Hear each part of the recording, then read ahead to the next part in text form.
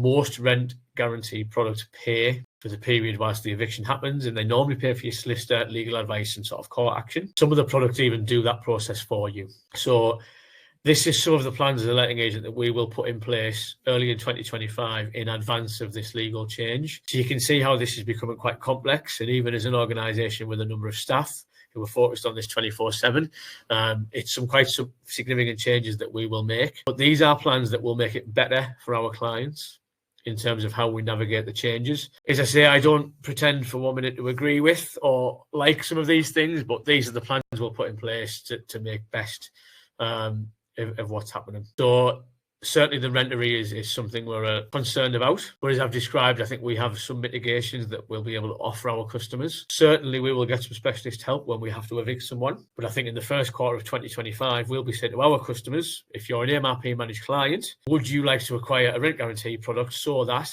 if your tenant falls into arrears, you can be paid by the insurance product, so that if you need to go to court, you can have rent cover and all your legal costs can be covered. And that means we can get specialist help to make sure that eviction process is as swift as possible. The concern being, if you imagine now we have to wait, under this legislation, we have to wait 4 months before we're going to even apply to court for possession.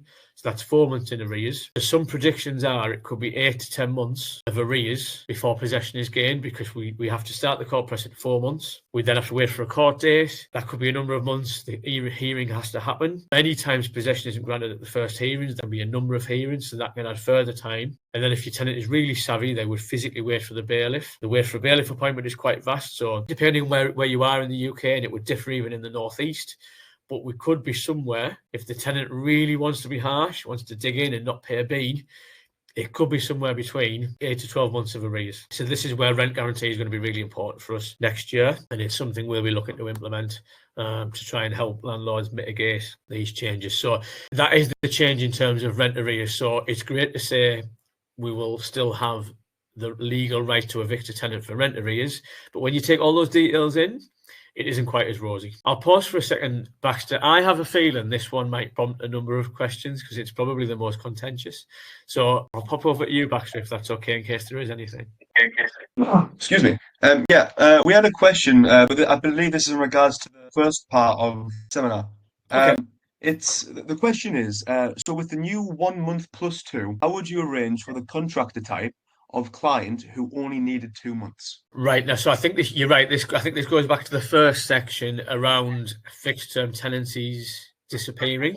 My understanding is if you were happy to grant a tenancy of 2 months, then in effect you could do that by agreement. At the moment, there would actually be no AST that allowed for that. Tenancies wouldn't allow for anything as short as 2 months. It's more of a short let agreement. I'd suggest probably get 2 months. There are holiday let type agreements that are perhaps more appropriate, but they don't